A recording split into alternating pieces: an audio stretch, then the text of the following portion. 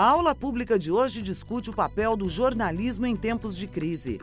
Neste programa, gravado na FESP, em São Paulo, quem fala sobre o assunto é Antônio Martins. Jornalista, Antônio Martins é editor do site Outras Palavras. Com a crise política, a cobertura da imprensa brasileira se tornou objeto de discussão. De um lado, os meios de comunicação tradicionais foram criticados pelo trabalho parcial em favor do impeachment da presidenta Dilma Rousseff. Por outro lado, a chamada mídia alternativa foi contestada por grupos conservadores por supostamente trabalhar a favor do governo. Nesse cenário de polarização, especialistas discutem como a comunicação deve interpretar conceitos básicos da profissão, como isenção e responsabilidade social. Mas, afinal, é possível que a imprensa seja independente e respeite os princípios da democracia?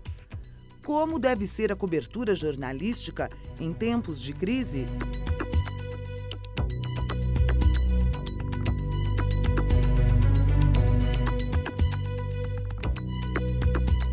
Eu escolhi 3 pontos que eu acho essenciais para a construção de um jornalismo democrático, de um jornalismo responsável, de um jornalismo capaz de ajudar as sociedades a resolver de maneira positiva esse grande impasse civilizatório em que a gente está.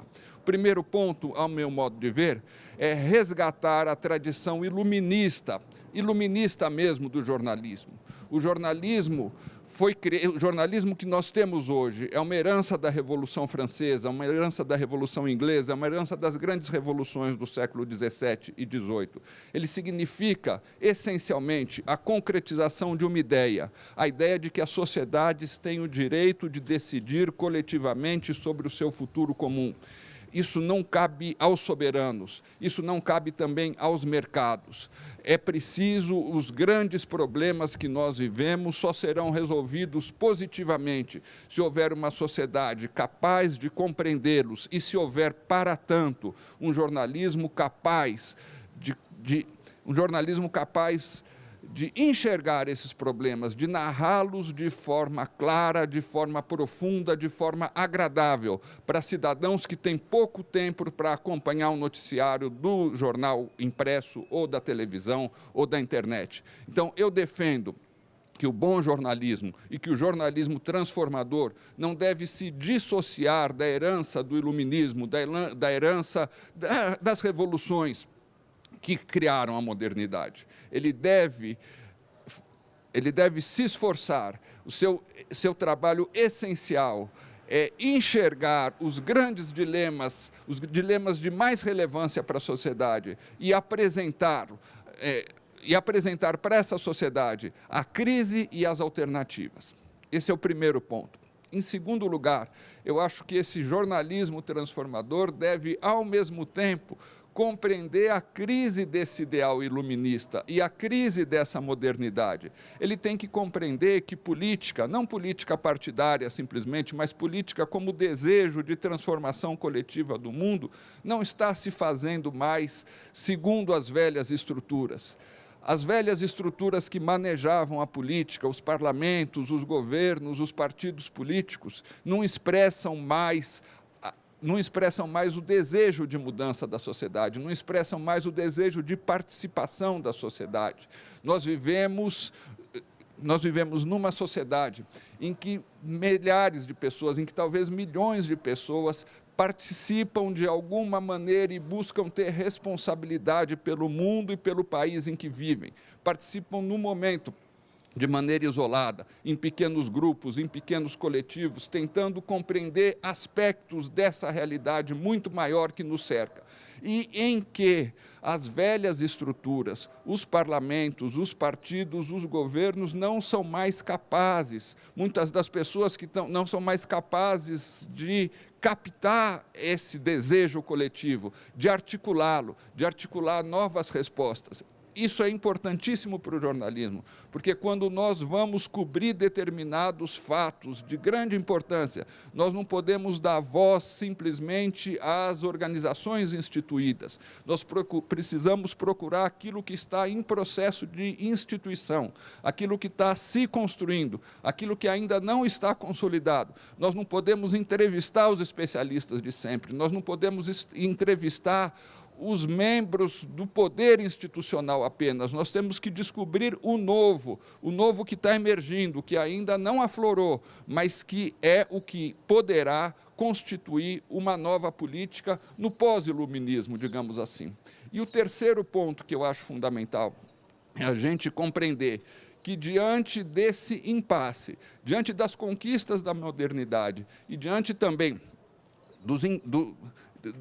dos limites dessa mesma modernidade, nós precisamos dar uma contribuição no terreno das comunicações e construir também um novo jornalismo. Muito provavelmente, ele não será articulado por meio das grandes redações industriais que marcaram os últimos séculos, principalmente o século XX. Aquelas redações de jornalistas de dezenas, de centenas de pessoas, como se fosse um exército ultracentralizado pelos editores, que exigiam investimentos altíssimos, que representavam uma espécie de oligopólio, porque apenas grupos econômicos muito poderosos podiam manter uma redação nessas condições. Nós temos uma nova realidade, a realidade das redes. Nós temos cidadãos bem formados, que são capazes de dar opiniões sobre aspectos muito importantes da vida social.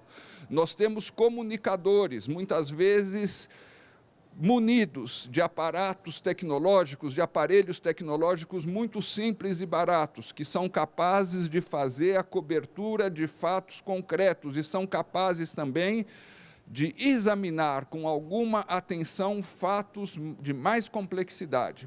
A grande pergunta e o grande desafio é: como fazer, a partir dessas redes, a partir de uma exiguidade de recursos, a partir de meios tecnológicos que permitem desafiar os grandes veículos de comunicação, como articular essas pessoas, como articular esses possíveis comunicadores, que não necessariamente precisam ser jornalistas, mas que querem se envolver na comunicação pública, como criar, a partir dessas redes, um novo jornalismo que seja verdadeiro, que seja democrático, não seja imparcial, porque não existe imparcialidade, mas que dialogue com o desejo de milhões de pessoas que estão hoje oprimidas pela ideia de que o mercado deve presidir as nossas sociedades, que gostariam hoje de conhecer, de ter acesso a informações mais concretas sobre temas muito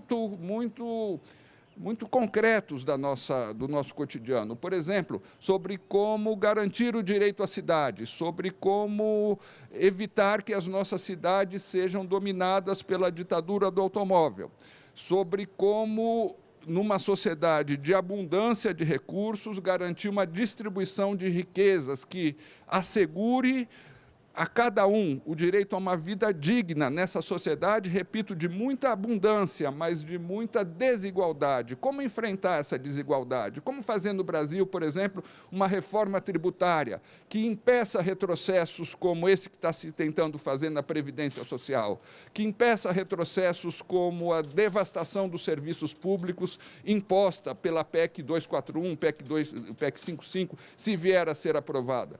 É preciso distribuir a riqueza social. Há recursos para isso. Quais os mecanismos? Um bom jornalismo deveria fazer essa pergunta e ensaiar as respostas. De que forma fazer uma reforma política capaz de evitar o que nós chamamos hoje de sequestro da democracia? Essas bancadas eleitas não se sabe como, com recursos, com promiscuidade entre o grande capital e os partidos políticos e os grupos mais reacionários. Como sair disso? Como fazer, numa sociedade em rede, onde tecnologicamente há os meios para tanto, como fazer com que os cidadãos possam controlar o que fazem os seus supostos representantes no Congresso? Como criar uma democracia que seja representativa, mas seja também participativa, participativa, em alguns momentos direta. Esses são grandes desafios da nossa época. Então, acho que, como terceiro ponto, além do resgate da herança iluminista e além da crítica aos limites dessa mesma herança, nós precisamos nos dar o trabalho e o desafio de reinventar o novo, de constatar a crise do velho modelo, mas não ficar simplesmente na crise, de reunir as forças, de examinar os meios de reunir as forças para reconstruir um jornalismo que seja capaz, numa outra situação histórica, numa outra época histórica, de realizar esse desejo, que é um desejo da humanidade, de sermos nós os donos do nosso futuro coletivo. Agora o jornalista Antônio Martins responde à pergunta do colaborador de Ópera Mundi. Nesses tempos de polarização política, os jornalistas estão sofrendo diretamente o impacto disso por meio, por exemplo, de hostilidades que sofrem realizando a cobertura, né, realizando o seu trabalho, tanto de um lado como de outro, né, da esquerda, da direita, a gente tem visto esse tipo de manifestação. Então, minha pergunta é, diante desse cenário, como é que o jornalista deve agir, tendo em conta que, de um lado, ele tem que defender a própria integridade física dele, e, de outro, ele precisa cumprir essa tarefa, né, de elaborar sua reportagem, que é, inclusive, fundamental para o exercício da democracia. Você me desculpe, Vitor, eu acho a sua pergunta importante, mas eu acho que essa não é a principal ameaça que os jornalistas sofrem. Realmente, nós vivemos uma sociedade polarizada e há sinais de que muitas vezes o público se revolta contra emissoras que são vistas como fazendo uma cobertura enviesada. Isso respinga para os próprios profissionais dessas emissoras. Mas foram poucos casos em que houve isso. Eu acho que há duas ameaças muito maiores hoje. Uma são as ameaças já conhecidas, tradicionais nas sociedades brasileiras, de grandes grupos econômicos, principalmente, e de grandes poderosos locais, principalmente nas regiões mais remotas do Brasil, contra jornalistas que têm a coragem de denunciar, por exemplo, ações violentas contra ocupações de terra ou corrupção em regiões mais remotas do país. Há estatísticas em relação a isso. Há ainda em nosso país, todos os anos, casos de jornalistas que são demitidos, que são ameaçados e muitos casos, infelizmente, de jornalistas que são mortos por conta de enfrentarem o poder oligárquico, enfrentarem o poder econômico, inclusive o poder econômico de grandes empresas, por exemplo, do setor de eucalipto, que contratam jagunços para atingir populações locais e para atingir populações locais que lutam por seus direitos pela terra, por exemplo, e muitas vezes para atingir jornalistas que denunciam e que narram essas lutas. Esse é o primeiro, uma ameaça bem mais forte. E uma segunda ameaça, eu vejo que nas redações dos velhos meios de comunicação, nas redações de jornais impressos e nas redações de televisão, há claramente o cerceamento do ofício de jornalista. Então, não se permite ao jornalista investigar mais amplamente um determinado fenômeno. O jornalista sai, por exemplo, vamos examinar um caso muito concreto, que é o caso das operações, das operações ligadas à Lava Jato. Elas atingem o conjunto dos partidos políticos do Brasil. Porém, a Odebrecht, por exemplo, as denúncias de delação premiada que estão sendo feitas pelo principal executivo, Marcelo Odebrecht, do grupo, e por dezenas de executivos. Elas atingem o conjunto dos partidos políticos, porém, a cobertura dos jornais é completamente enviesada. Ela repercute e explora ao máximo as delações que são contra um determinado setor do espectro político, os partidos de esquerda. Porém, a cobertura poupa sistematicamente, narra apenas para efeito narra apenas para não dizer que não narrou fatos, delações, denúncias que atingem, por exemplo, o ministro José Serra, que atingem, por exemplo, o presidente Temer, e não prosseguem na investigação. Essa investigação é lançada para desencargo de consciência, para desencargo da reputação do veículo, mas não é perseguida, não há sequência, não é desenvolvida. Então, eu acho que isso ocorre, ou melhor, certamente isso ocorre, não por preguiça dos jornalistas, mas por eles serem obrigados a seguirem pautas já pré-determinadas. Eu acho que isso realmente é uma ameaça gravíssima ao exercício da função de jornalista.